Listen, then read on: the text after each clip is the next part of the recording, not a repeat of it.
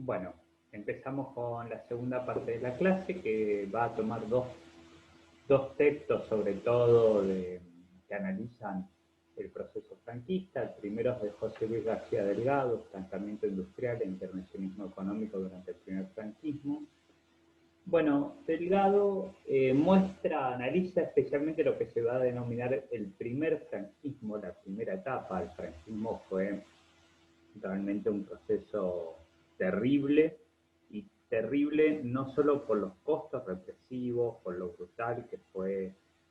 esa dictadura, por lo brutal que fue también la guerra civil y toda la represión y los asesinatos durante la guerra civil, sino también terrible por la extrema duración de la dictadura franquista, que empezó, uno podría decir, con el golpe de Estado de 36, que se afianzó cuando logra la victoria en la Guerra Civil en 1939, la victoria definitiva, y que sigue hasta 1975, cuando Franco muere, como se decía en la época, en su cama. O sea, el dictador es dictador hasta su muerte y muere en su cama, no por una rebelión, no porque lo tira abajo la lucha popular. De hecho, uno podría decir que hay muchos elementos del franquismo que continúan en España y muchos que continúan hasta el presente. De hecho, uno de los principales partidos españoles todavía hoy, el Partido Popular, es un partido que en términos generales es heredero del franquismo, y otro partido que más recientemente ha adquirido un peso relevante, que es Vox, que se llama Vox, VOX, directamente es un partido que reivindica el franquismo. Entonces, bueno, esa larga, muy larga duración del franquismo expresa también su persistencia. Eh, García Delgado entonces analiza cómo el debate económico actual, que estaba centrado, es un libro más o menos de mediados de los años 80, en el costo que generó el intervencionismo y la protección del franquismo a partir de los años 40, y cómo esas limitaciones del intervencionismo económico exacerbado, y que expresaba también un nacionalismo económico español muy importante, con esa idea de buscar la autarquía económica y financiera, generó un enorme retraso a la economía española. Muestra ahí cómo es un acuerdo histórico, la idea de dividir la evolución de la economía española durante toda la historia del franquismo en dos grandes mitades, que diría primero sería la etapa de la autarquía y luego la etapa de la apertura económica, situando la bisagra entre esos dos procesos en el plan de estabilización y liberalización de 1959, que es cuando el franquismo empieza a abrir un poco su política económica y empieza a incorporar lo que se va a denominar una política económica desarrollista. Pero pese a esa división, eh, no hay que dejar de ver que hay grandes rasgos que se mantienen durante todo el franquismo desde 1939 a 1975. Para García Delgado, la observación de los principales indicadores y de los hechos económicos sobresalientes muestra que se deben distinguir tres etapas y no solo dos. La primera es la que va desde la guerra civil hasta el final del decenio de 1940. La segunda se inicia en los años 50 y llega hasta esa inflexión de 1959, y la tercera desde 1959, desde 1960 en realidad en particular, hasta finales de 1973, cuando la muerte de Carrero Blanco, que era quien estaba pensado por Franco como su sucesor y que fue ajusticiado por la ETA, se combina esa muerte con los primeros impactos de la crisis económica de 1973, ¿no? Esa crisis económica mundial que va a ser un poco, ya lo vamos a ver mejor, la crisis económica que genera las condiciones para que el neoliberalismo, una doctrina económica que hasta allí era cuasi marginal, empieza a ganar peso y en los años 80 y 90 se vaya convirtiendo en la doctrina económica y política hegemónica a nivel mundial.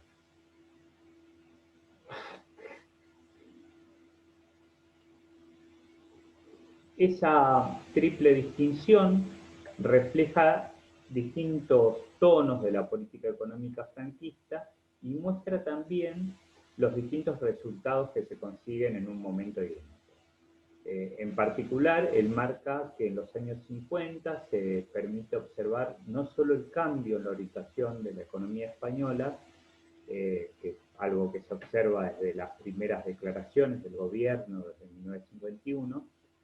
que empieza poco a poco a abandonar las pretensiones autárquicas y las pretensiones de disminuir gradualmente los dispositivos interventores. Y además empieza a modificarse la actividad productiva. Va habiendo un avance hacia una liberalización económica, pero que es entrecortado con medidas a favor y en contra de la apertura económica. Y esa etapa es evidentemente contrastable, la etapa en la que empieza la apertura económica es evidentemente contrastable con la etapa del primer franquismo, la etapa de los años 40, que si bien también puede tener algunas subdivisiones a su interior, es una etapa que tiene dos rasgos muy distintivos: el nulo o muy corto crecimiento industrial y la extraordinaria intensidad del intervencionismo económico en el marco de un aislamiento económico y político absoluto. Él llama a esta etapa, retomando un trabajo de Albert Carreras, la noche de la industrialización española. Y lo que va a marcar como dato fundamental es que ese atraso de la industrialización española no es en gran medida debido a la crisis, a la guerra civil ni a la crisis de los años 30, sino específicamente que el atraso de la economía española se debía a esa política de pretendida autarquía del franquismo en los años 40. Él muestra cómo los índices de producción industrial española expresan un sostenido estancamiento económico durante el decenio 1940 y expresa que son datos escalofriantes, ¿no? El primer quinquenio de los años 30 ya eran datos negativos, datos que obviamente se profundizan con la guerra civil. Son años obviamente de una enorme depresión, los tres, desde 1936 hasta 1939, pero esa depresión se estira durante todos los años 40. En lugar de haber, como suele suceder, luego de una profunda caída, luego de una guerra, un proceso de rápida reconstrucción, de rápida recuperación de la economía, lo que hay es un sostenimiento de la depresión y hasta un sostenimiento de la caída de la economía. Situación que genera hambrunas en España, pérdida de empleo, realmente situaciones catastróficas que, por ejemplo, provocan una nueva y muy importante migración hacia países de América especialmente, pero también hacia países europeos como Alemania y hacia, como decía antes, muchos países de América como Argentina. Ahí viene una corriente migratoria muy importante, posterior a las corrientes migratorias más históricas de fines del siglo XIX y principios del siglo XX. El estancamiento posterior a la guerra que conoció la economía española en los años 40 no tuvo paralelos en la historia contemporánea de Europa, donde en general, luego de las guerras, como decíamos antes, hubo procesos de reconstrucción muy rápidos. Por ejemplo, luego de la Guerra Mundial, de la Segunda Guerra Mundial, con la puesta en marcha del Plan Marshall desde 1948. En España, en cambio, tanto la primera como la segunda mitad de los años 40 tuvieron resultados muy pobres. de 1941 a 1945, el Producto Interno tuvo números negativos, o sea que siguió cayendo en vez de recuperarse con respecto a los números de la Guerra Civil. Y además eran números totalmente negativos en comparación con los demás países europeos, incluidos los países mediterráneos, que dentro de Europa suelen ser los países más pobres, ¿no? Países como Italia, Grecia, Yugoslavia o el mismo España suelen ser los países más pobres dentro de la propia estructura de Europa. Esto muestra que no hubo solo un estancamiento, dice él, sino una verdadera depresión, y que eso no solo se produjo en términos de producción industrial, sino también en términos de la renta real por habitante. De los últimos 150 años de la historia de España, los decenios de 1930 y 1940 constituyeron la única fase en que se produjo un retroceso de los niveles de bienestar de la población a largo plazo. Por eso él va a marcar una doble dimensión, ¿no? de esta dinámica. Por una parte, el final de un proceso de crecimiento moderado pero mantenido que venía teniendo España desde el último tercio del siglo XIX y el primer tercio del siglo XX. ¿no? Venía entonces España, como mínimo desde hace unos 60 años, con una expansión lenta pero permanente, ¿sí? Más allá de fluctuaciones de corto plazo. Eso se corta, dice García Delgado, con el franquismo. Y por eso para él, retomando a este autor que ya nombramos, Álvaro Carreras, el periodo de 1935 a 1950 es el único que puede explicar satisfactoriamente el atraso industrial de España, al menos en los elementos más recientes de la historia económica. Esa es la noche de la industrialización española. Es una etapa además, como ya lo dijimos, muy cruenta en términos de la represión a los partidos políticos y a las organizaciones de clase, de una disciplina laboral muy rígida, donde la huelga se transforma en un delito que podía ser condenado hasta con la pena de muerte,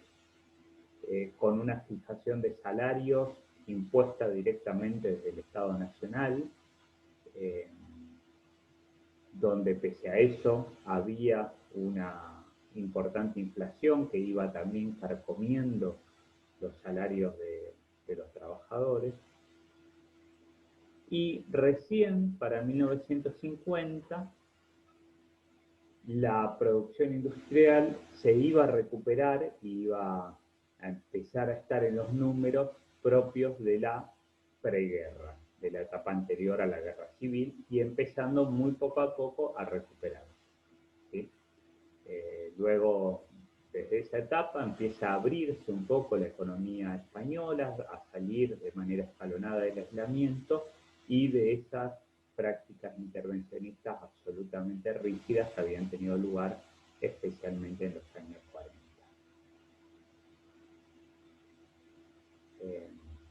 Empieza una relativa, pequeña, moderada política de industrialización por sustitución de importaciones y se empieza a observar una industria productora de algunos bienes intermedios y de energía eléctrica que poco a poco comienza a dinamizar la economía franquista luego de las enormes limitaciones que había dejado la guerra civil y la etapa de la posguerra.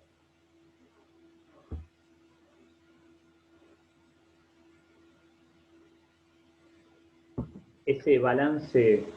desolador directamente de los años 40 muestra también un retroceso muy marcado del consumo privado y durante una buena parte de la década el sacrificio de las escasas posibilidades de reequipamiento y de importaciones energéticas e industriales que permitiesen abastecer de productos alimenticios de primera necesidad. De nuevo, esto generó efectos muy negativos en la población española, llevando a situaciones de hambruna muy grandes, ¿no? Cosa que se puede ver en muchas canciones de la época, en muchas novelas de la época de la literatura, de la poesía y de la música española.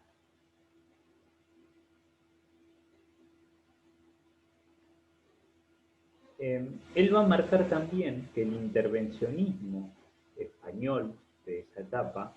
refiere a instrumentos muy poco originales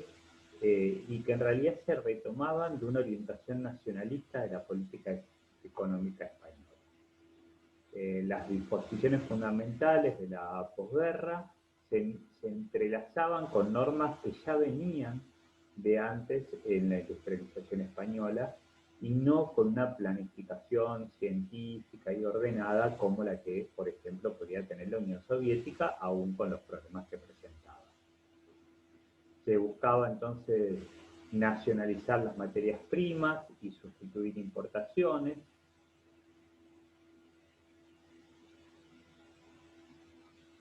Se buscaba ordenar y defender la industria, estableciendo un régimen generalizado de autorización previa para toda iniciativa e inversión industrial. Todo proyecto tenía que ser habilitado por el propio Estado franquista. Imagínense el nivel de burocracia que esto implicaba, el nivel de negociación muchas veces con las autoridades del Estado y en muchos casos también el nivel de corrupción que implicaba.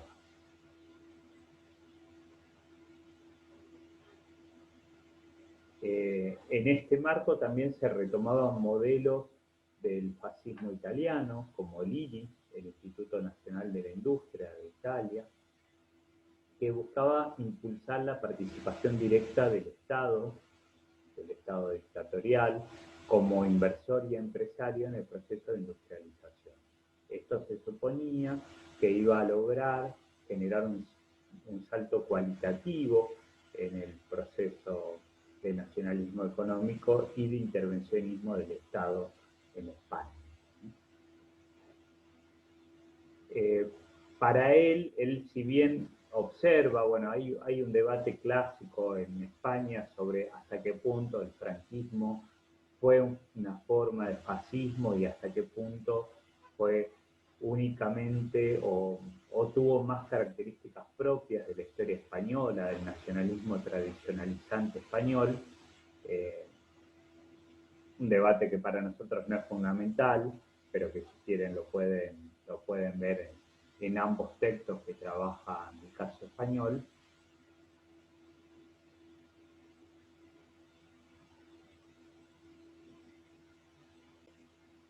Entonces, el rasgo fundamental de la economía española en esos años no consistía tanto en la cuestión del racionamiento de los artículos que escaseaban ni en el control de precios, sino, para García Delgado, en la torpeza del aparato que administraba los controles y en el hecho de que se consideraba el dirigismo y la autarquía no como una cuestión temporal, sino como una especie de política correcta y permanente para un Estado como el que pretendía el franquismo, supuestamente imperial y militar.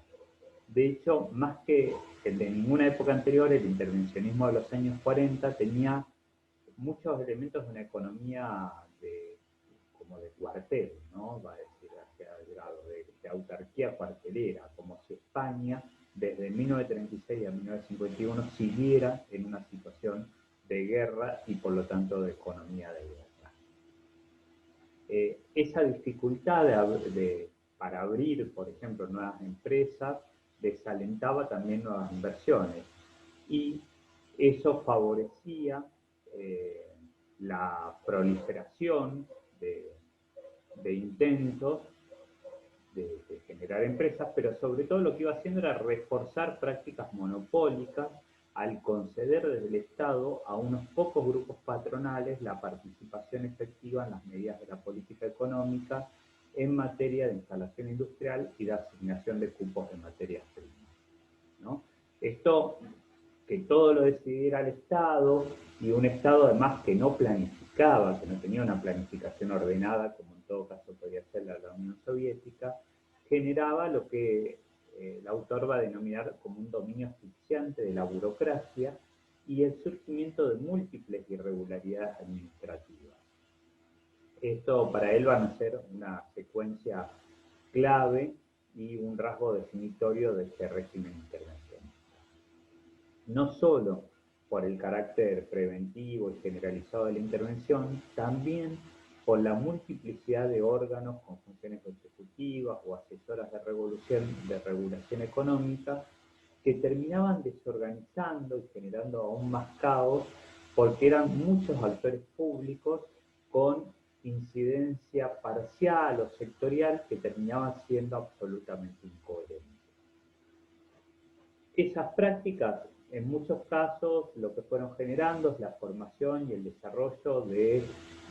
industrias clandestinas y especialmente de mercados clandestinos paralelos, lo que se llamaban los mercados negros o, en España más particularmente, el extraperlo. Eh, Esos mercados generaban una economía subterránea no controlada por el Estado, en sectores donde la pequeña empresa y el trabajo doméstico conservaban todavía muchas posibilidades de mantenimiento y de forma de funcionamiento oculto al poder estatal, pero donde también se daban y profundizaban prácticas de corrupción casi sin paliativos. El ejemplo máximo de esto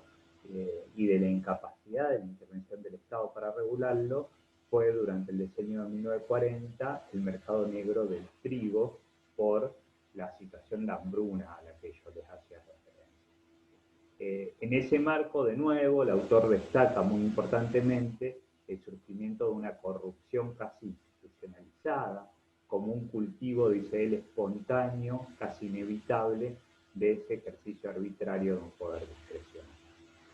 Bueno, él cierra con 4 elementos que casi que ya los dijimos todos durante la exposición. El primero entonces es que el intervencionismo industrial de la política económica del primer franquismo, al contrario de lo que decía, ¿no? que intentaba sostener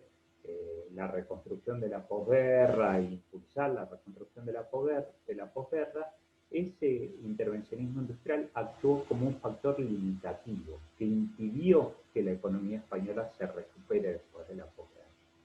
La rigidez ordenancista retrajo y cohibió las posibilidades de expansión del sistema productivo, y él lo compara y dice que era muy similar a cómo la dictadura previa que había existido en España en los años 20 también había cohibido el desarrollo industrial español en una etapa de ascenso de la economía capitalista como había sido la de los años 20. El segundo punto, en línea con lo anterior, él va a mostrar que si bien el franquismo logró, sí, un proceso de crecimiento industrial y cambio económico muy profundo luego de 1959, cuando flexibilizó su política económica y permitió la incorporación de España al ciclo expansivo de las economías occidentales, hay que remarcar que los primeros lustros de la posguerra fueron el escenario de la etapa más sombría de la industrialización española, una etapa cuyos datos negativos explican fundamentalmente el atraso industrial de la economía española, aún para la época en la que este autor escribía, que era más o menos en 1985. El tercer punto es que aún más, dice él, que el régimen primo-riverista, que era el de Primo de Rivera, este dictador previo a Franco, el intervencionismo del franquismo malformó y generó efectos perturbadores y duraderos en la administración económica y en ámbitos enteros de actuación del sector público, generando un gobierno, un Estado tremendamente corrupto e ineficiente. Y por último, él muestra que el régimen franquista tuvo muy poca capacidad de planificación, que fue muy poco homogéneo y que en realidad lo que iba haciendo es generando políticas contradictorias entre sí y que eso no implicaba ni siquiera que era un régimen pragmático con facilidad de acomodación a circunstancias diferentes, sino que por el contrario lo que sobresalía al examinar en su conjunto la evaluación de la política, la evolución de la política económica franquista es la resistencia a cambiar, la incapacidad de tomar decisiones, la fuerza que tenía la inercia especialmente en Franco, que actuaba siempre a remolque de los acontecimientos. Aún así, nunca hay que subestimar a una figura como Franco, que como ya lo hemos dicho, se mantuvo durante casi 40 años al mando de un país de la importancia de España. Bueno, con esto terminamos esta parte de la clase y más adelante seguimos la tercera.